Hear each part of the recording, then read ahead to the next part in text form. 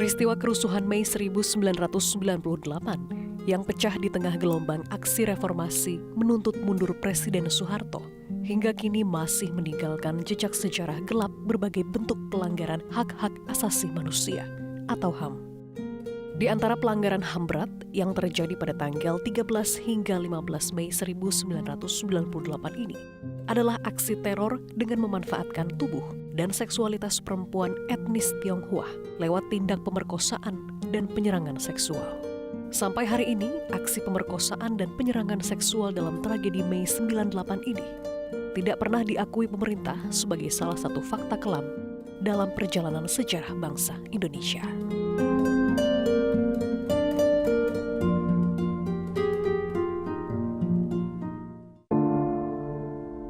Peristiwa kerusuhan Mei 1998 yang diwarnai berbagai aksi kekerasan dan penghancuran tidak bisa dilepaskan dari situasi, konteks, dan dinamika sosial politik yang terjadi saat itu. Berbagai peristiwa yang terjadi sebelum kerusuhan seperti pemilu 1997, penculikan sejumlah aktivis, krisis ekonomi, sidang umum MPR RI 1998, dan penembakan mahasiswa Trisakti ikut memicu pecahnya tragedi yang menewaskan ribuan orang ini. Saat kerusuhan bergolak antara tanggal 13 hingga 15 Mei 1998, sejumlah laporan juga menyatakan telah terjadi tindak pemerkosaan, penyerangan, dan kekerasan seksual dalam skala besar. Tim Relawan untuk Kemanusiaan, organisasi massa yang dibentuk sejumlah pihak untuk mengawal kasus ini, mencatat kurang lebih 168 perempuan menjadi korban kekerasan seksual massal. 152 orang di Jakarta, 16 lainnya di Solo, Medan, Palembang, dan Surabaya. Ada telepon itu mengatakan saya mau bicara dengan Bu Ita. Saya ingin melaporkan bahwa ada perkosaan di apartemen Pluit di Jakarta Utara. Saya waktu itu masih bingung karena perkosaan apa? Dia bilang ini perkosaan di Serbu, Bu. Yang korbannya adalah seorang gadis Tionghoa. Saya meminta teman saya, salah satu anggota Kalyana Mitra untuk berangkat. Karena pada sesudah sekitar setengah jam saya menerima telepon itu, saya mendapat telepon kedua dari seseorang yang tidak mau disebut namanya yang mengatakan bahwa Bu Ita, glodok sedang rame, glodok sedang diserbu massa. Dan saya melihat beberapa perempuan Tionghoa diseret ke jalan. Jadi kami membagi tugas. Teman saya pergi ke Pluit, saya pergi ke glodok bersama dua teman saya. Sampai di glodok itu sudah maghrib. Dan suasananya kacau luar biasa. Toko-toko banyak yang dibakar, kemudian dijebol, dan saya melihat beberapa perempuan Tionghoa itu dalam keadaan bajunya compang-camping di jalanan dengan rambut yang acak-acakan. Kami bertemu waktu itu dengan korban yang diperkosa 9 jam di taksi, seorang yang baru lulus dari satu sekolah terkenal di London. Kemudian dia keluar dari sebuah bank, masuk taksi, persis di turunan Semanggi itu, taksi itu berhenti dan dua orang yang dia yakini anggota militer, karena selama perjalanan itu dia menceritakan bagaimana kejadian-kejadian sambil mengancam, dan dia diperkosa di taksi menurut pengakuan dia itu. Kemudian dia dibuang ke salah satu tempat, ya saya tidak tahu, tapi kemudian dia pingsan dan ada KTP dan sebagainya begitu. Nah, disitulah dia kemudian ditemukan esok harinya, supir taksi lagi dibawa ke rumahnya, dan ada ancamannya bahwa kalau sampai melapor ke polisi, bukan hanya orang tuanya akan dibunuh, dia akan dibunuh, orang tuanya akan dibunuh, tapi akan dibakar juga rumahnya begitu. saya mendapatkan telepon dari teman saya, "Bu, Mbak, ada perkosaan di depan Mall Cengkareng. Sekarang ini korbannya ada di rumah Pak Haji." Saya sampai di Mall Cengkareng sudah sepi. Saya ditunggu seorang seperti tukang ojek. Ternyata itu Pak Haji. Dan Pak Haji itulah yang menolong si ibu yang diperkosa di depan Mall Cengkareng. Itu kan ada seperti taman begitu. Nah, disitulah dia diperkosa. Dan kemudian saya dibawa oleh Pak Haji menuju rumahnya. Dan di dalam rumah itu sudah ada 3 orang. 3 orang dan sedang dirawat oleh komunitas itu. Kenapa orang tidak menyerang, tidak kemudian menyerang lagi? Karena Pak Haji itu adalah orang yang sangat dihormati. Dia mengambil alih, merawat dan melindungi si 3 ibu ini. Yang pertama adalah umur sekitar 40 tahun. Dia diperkosa oleh 4 orang.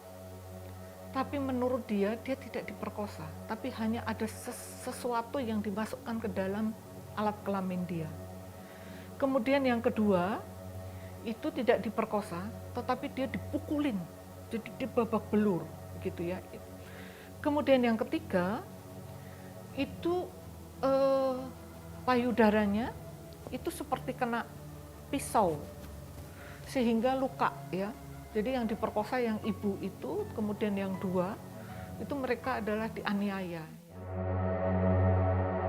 Tim Gabungan Pencari Fakta Kerusuhan Mei 1998, bentukan Presiden B.J. Habibie menyatakan, sebagian besar kasus pemerkosaan dan penyerangan seksual adalah gang rape, di mana korban diperkosa secara bergantian dalam waktu yang sama, baik di jalanan maupun di dalam rumah. Yang berhasil kita investigasi itu perkosaan, dan sebetulnya dari 51 atau 52 itu lebih banyaknya itu lebih ke pelecehan seksual ya. Sulit sekali ya untuk bisa mewawancara mereka, meskipun teman-teman relawan misalnya di Surabaya atau di Jakarta berhasil encourage mereka untuk memberikan testimoni, tapi ketika mewawancara itu kelihatan sekali, atau mereka menangis atau speechless, atau kata-katanya tidak jelas, terbata-bata, begitu. Traumanya masih ada. Pada kerusuhan Mei 1998, tragedi kemanusiaan yang terjadi tidak hanya sebatas aksi penjarahan, namun tindak perkosaan yang menurut sejumlah aktivis relawan dilakukan secara terorganisir. Di wilayah Jakarta misalnya, hampir di seluruh titik terjadinya aksi penjarahan ditemukan korban perkosaan dan tindak kekerasan seksual lainnya.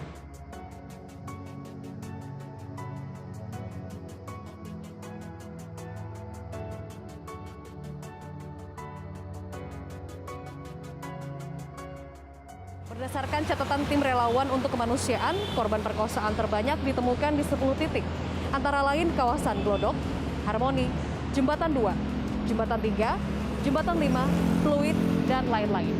Salah satunya di kawasan Jembatan 2, Jakarta Utara.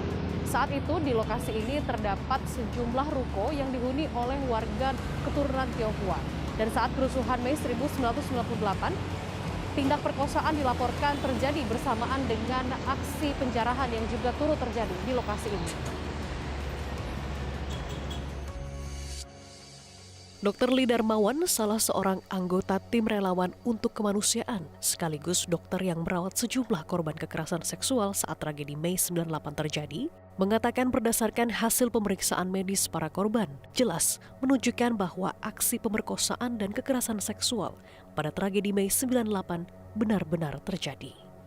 Pada saat mereka datang ke rumah sakit, saya ini adalah seorang ahli bedah yang bekerja di rumah sakit. Jadi kalau mereka itu datang, dibawa dan sampai ke tangan seorang ahli bedah, tentu mereka itu ada luka-luka lainnya atau trauma lainnya. Ya. Rata-rata korban perkosaan itu dianiaya Sebelum, sesudah, atau kapan saya tidak tahu. Pokoknya rata-rata mereka yang sampai ke tangan saya adalah korban penganiayaan yang disertai dengan perkosaan. Lalu pasien-pasien yang begini rata-rata saya kirim ke bagian obstetri, ginekologi, bagian kebidanan.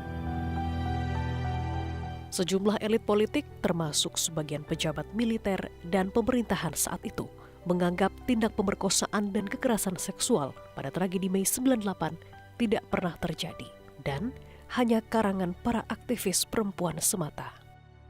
Selain itu, pemberitaan sejumlah media massa juga kerap mempertanyakan kebenaran aksi pemerkosaan dan penyerangan seksual karena tidak berhasil mendapat kesaksian langsung dari korban.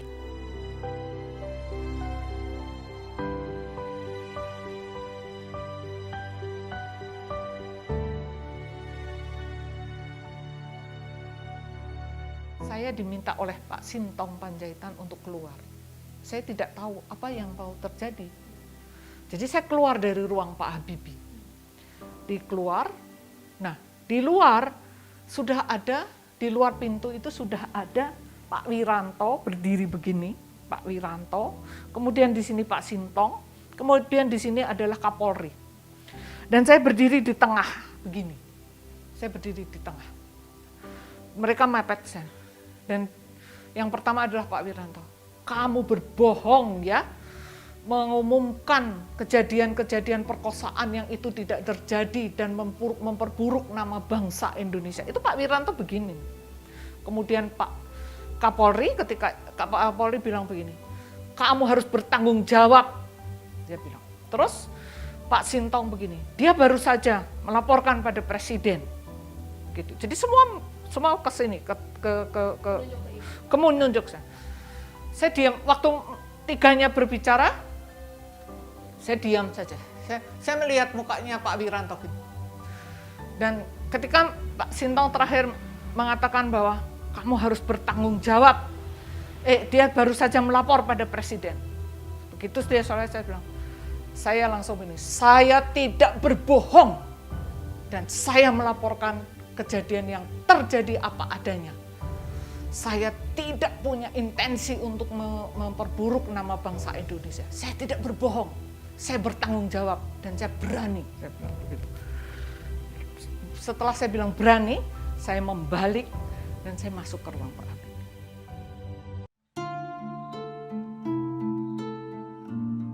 Penyangkalan terhadap fakta pemerkosaan dan kekerasan seksual dalam tragedi Mei 98 sejak informasi terkait peristiwa ini mengemuka ke publik beberapa pekan setelah kerusuhan Mei 98, kerap disuarakan oleh sejumlah elit politik, terutama dari kalangan militer.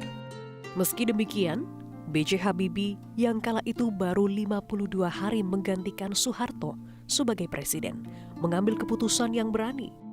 Presiden Habibie memberi kesempatan kepada sejumlah aktivis perempuan yang tergabung dalam masyarakat anti kekerasan terhadap perempuan untuk mengungkapkan temuan data dan fakta kekerasan seksual Mei 98. Setelah kami presentasi pada Pak Habibie, Pak Habibie almarhum mengatakan, saya percaya itu ada. Karena keponakan saya punya teman dekat, seorang Tionghoa yang menjadi korban perkosaan. Jadi apa yang ibu-ibu semua sampaikan, saya percaya. Dan ya ini saya singkat saja, dan Pak Habibie bilang sekarang apa yang harus saya lakukan untuk ini. Dan Ibu Sap mengatakan kami ingin punya komisi nasional yang melindungi perempuan dari segala tindak kekerasan, baik oleh negara maupun oleh di rumah tangga. Jadi itu. Dan Pak Habibie mengatakan baik, kalau begitu susun draft.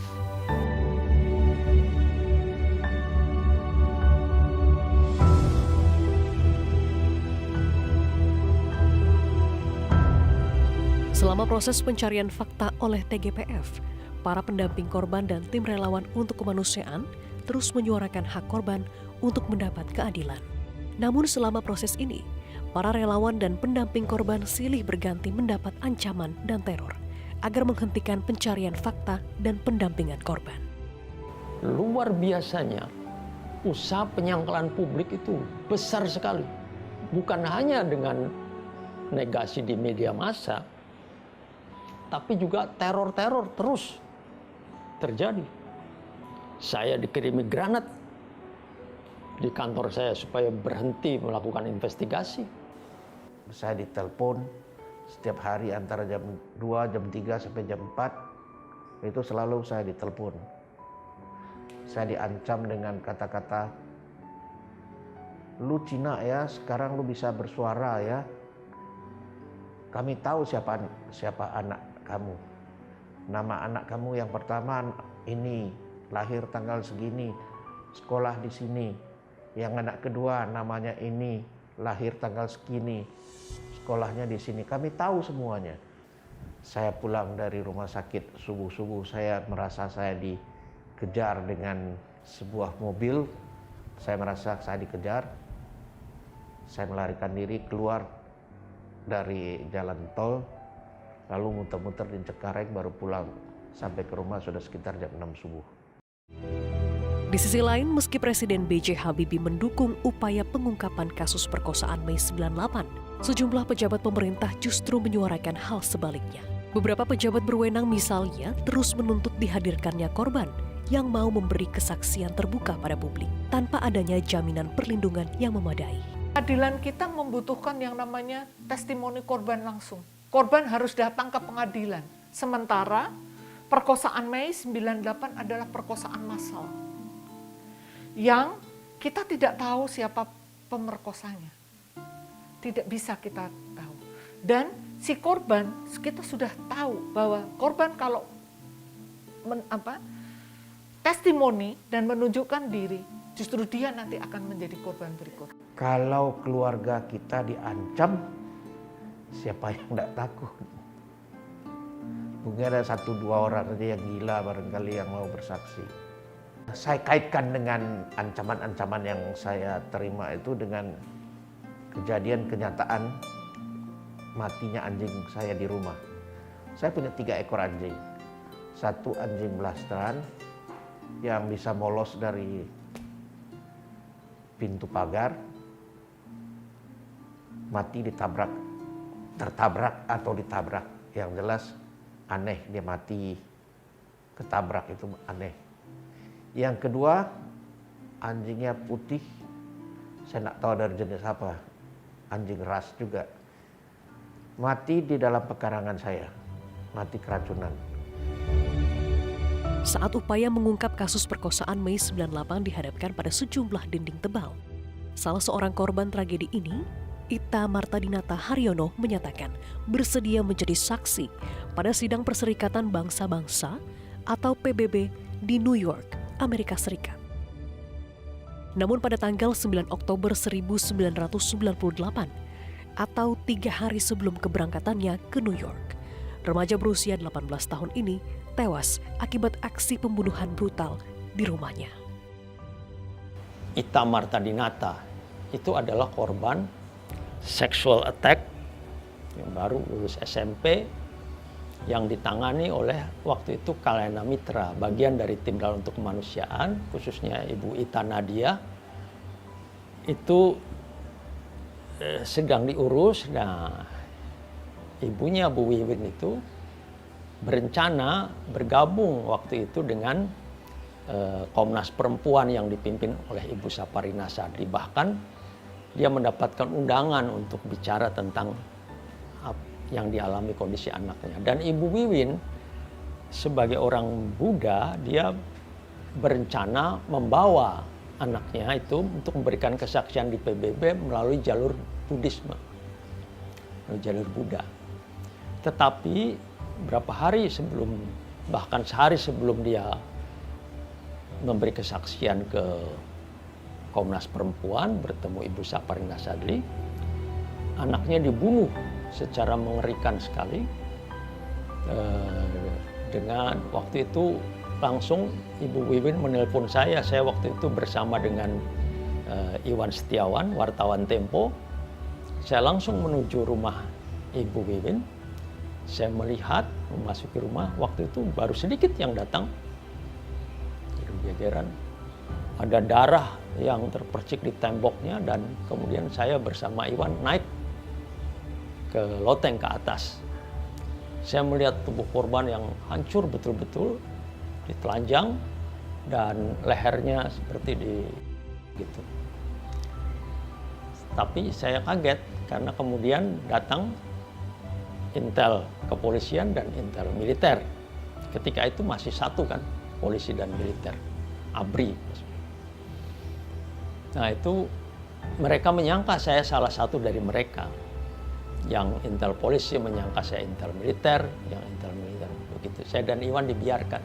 Sehingga kami melihat seluruh proses apa yang terjadi di loteng atas itu. Bahwa tubuh korban yang hancur itu direkayasa begitu rupa, dibersihkan, dikasih pakai kaos singlet perempuan begitu. Diatur begitu. Lalu 20 menit kemudian ketika saya turun ke bawah, saya kaget karena tetangga-tetangga sekitar sudah berlima persis apa yang direncanakan di atas, yaitu bahwa itu adalah korban dari sodomi begitu. Pembunuhan Ita Martadinata semakin membuat para korban terbungkam. Ancaman dan teror yang sering dan terus diterima para korban dan pendamping korban juga semakin nyata. Sebelum Ita Martadinata dibunuh, sebetulnya kami sudah dapat telepon. Sudah dapat, dulu kan tidak ada telepon, tetapi ada pager namanya. Pager, tet gitu. Kami dapat pager itu. Awas ya kalau ngomong di internasional. Pasca kematian Ita Martadinata Haryono, satu-satunya korban kekerasan seksual dalam tragedi Mei 98 yang menyatakan siap bersaksi di depan publik, pengungkapan kasus pemerkosaan Mei 98 kembali dihadapkan pada jalan terjal. Bukan saja karena minimnya kemauan dari para pejabat pemerintah yang berwenang dan para elit politik untuk mengupayakan terobosan hukum bagi upaya pengungkapan kasus ini dan mendatangkan keadilan bagi para korban, namun juga karena ancaman dan teror bagi upaya pengungkapan kasus pemerkosaan Mei 98 kian meluas. Tak lagi hanya tertuju pada korban dan relawan pendamping korban, tapi juga mengarah ke posko-posko pengaduan tindak pemerkosaan dan penyerangan seksual yang didirikan tim relawan untuk kemanusiaan. Ini adalah cara untuk membungkam keberanian para korban memberikan kesaksian. Pihak Kalyana Mitra itu menerbitkan semacam buku daftar posko-posko tim relawan. Nah, itu ada 17 posko. Di depan PBNU, di depan Karulus, di depan yang poskonya kadang-kadang hanya berbentuk seperti tenda untuk makan kaki lima begitu. Tapi ada sekretarisnya, ada kontak nomor telepon, itu nomor telepon waktu itu sudah ada handphone begitu. Nah ternyata semua daftar di situ yang ada nomor itu diteror semua bersamaan dengan dibunuhnya Ita Martadinata. Sementara itu, setelah bekerja selama 3 bulan, pada tanggal 23 Oktober 1998, Tim Gabungan Pencari Fakta atau TGPF yang bekerja sama dengan tim relawan untuk kemanusiaan merilis hasil temuan mereka terkait kerusuhan Mei 1998. Menurut TGPF, berdasarkan data, kesaksian, dan bukti yang ditemukan, ada unsur kesengajaan atas pecahnya tragedi Mei 98. 10 orang dianggap bertanggung jawab atas terjadinya tragedi ini. Para pelakunya pun beragam, mulai dari masa ikutan yang mula-mula pasif tetapi kemudian menjadi pelaku aktif kerusuhan, provokator, termasuk ditemukannya anggota aparat keamanan. Waktu itu diinvestigasi adalah penanggung jawab Jakarta. Itu apakah itu Kodam, Kapolda, tapi kita juga waktu itu mewawancarai Kapolri yang waktu itu gitu. Nah, tapi karena waktu yang sangat pendek 1 bulan itu yang paling tertinggi tidak berhasil diinvestigasi ya. Sementara itu terjadi perbedaan jumlah korban pemerkosaan dan kekerasan seksual antara hasil temuan TGPF dan tim relawan untuk kemanusiaan. Perbedaan ini terjadi dikarenakan beberapa faktor, seperti sulitnya akses terhadap korban pemerkosaan dan kekerasan seksual, banyaknya korban yang sudah melarikan diri ke luar negeri, serta adanya perbedaan waktu pengumpulan sampel korban antara tim relawan untuk kemanusiaan yang bergerak dari hari pertama terjadinya peristiwa pemerkosaan dan kekerasan seksual, sementara TGPF melakukan pengumpulan sampel secara post factum. 52 korban perkosaan. Yang pertama A, yang didengar langsung 3 orang korban. Yang diperiksa dokter secara medis 9 orang korban. Yang diperoleh keterangan dari orang tua korban 3 orang korban. Yang diperoleh melalui saksi, perawat, psikiater, psikolog 10 orang korban. Yang diperoleh melalui kesaksian rohaniawan, pendamping, konselor 27 orang korban.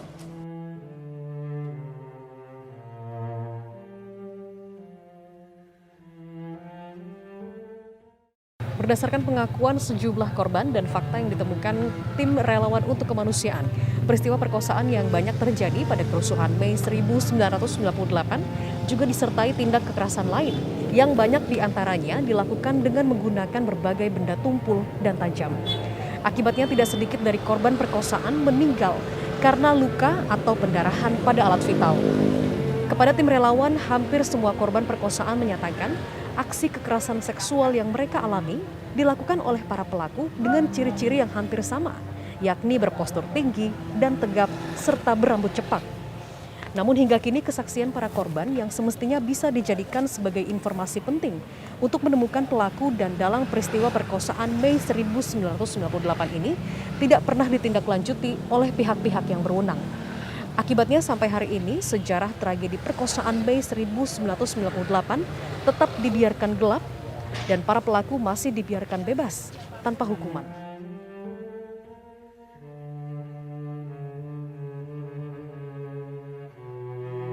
Tidak seperti beberapa negara lain yang cukup berani mengakui sejarah kelamnya di masa lalu sebagai sebuah fakta sejarah. Hingga kini, belum ada upaya serius dari pemerintah dan unsur-unsur pemerintahan lain di negara kita untuk mengakui sejarah kelam sejumlah pelanggaran HAM di Indonesia, termasuk tragedi pemerkosaan Mei 98 sebagai bagian dari perjalanan sejarah bangsa kita. Kita itu tidak ingin sebetulnya menghukum pelaku. Kita ingin kejadian seperti ini tidak terulang lagi. Coba lihat ini, patung ini dibuat oleh Ibu Dolorosa, seorang ibu yang merangkul ini di tengah dengan korban kekerasan terhadap perempuan, perkosaan. Ini ada seorang laki-laki dewasa, ada pemuda dan anak-anak sampai dirangkul. Ini menggambarkan sebetulnya dulu rencananya ini dibuat monumen korban kekerasan politik pada zaman Gus Dur. Dulu dirancang untuk setinggi patung ini, monumen korban kekerasan ini 12 meter. Pembuatnya Ibu Dolorosa Sinaga dan sudah disetujui oleh tokoh-tokoh 5 agama dan ada donatur yang sudah menyediakan waktu itu 2 miliar rupiah. Saya minta izin kepada negara, meskipun secara lisan sudah disetujui Gus Dur, saya tetap kirim surat waktu itu kepada Pak Bondan Gunawan, Sekretaris Negara. Tapi setelah 3 minggu dapat balasan yang membalas itu kasus Pol Abri waktu itu. Bapak Susilo Bambang Yudhoyono waktu itu.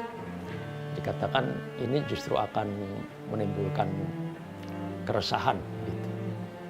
Saya katakan, oh tidak, justru ini kenangan, ini akan memberikan ruang bagi para korban untuk menjadi kenangan supaya ini tidak terjadi lagi. Kita itu tidak ingin sebetulnya menghukum pelaku. Kita ingin kejadian seperti ini tidak terulang lagi. Kita belajar dari sistem rekonsiliasi misalnya Afrika Selatan. Mungkin pelakunya tidak perlu dihukum secara Bahwa dia harus diperiksa, iya. Tapi mungkin tidak perlu dihukum. Tapi bangsa ini mengakui saja, akui saja bahwa kita ini memang pernah biadab. Tapi kita tidak ingin itu terulang. Kita ingin menjadi bangsa yang beradab. Dan begitulah semua bangsa di seluruh dunia itu lahir dari remah-remah kelemahan, kesalahan, tapi dia mau bangkit. 23 tahun telah berlalu. Hingga hari ini, sejumlah penyintas kasus pemerkosaan Mei 98 terus melanjutkan hidup mereka. Beberapa dari mereka kini bahkan berada di tengah-tengah kita dengan luka dan trauma yang masih membekas dan masih terbungkam karena tak kunjung memperoleh keadilan. Mereka takut kalau itu nanti diungkap. Dan mereka tahu betul yang memperkosa ini bukan sembarang orang. Mereka takut nanti mendapat teror lagi. Itu kedua, masalah keamanan. Ketiga, mereka sekarang sudah punya keluarga semua. Ada anak, dan mereka tidak mau itu anak-anak mereka tahu, didengar oleh anak.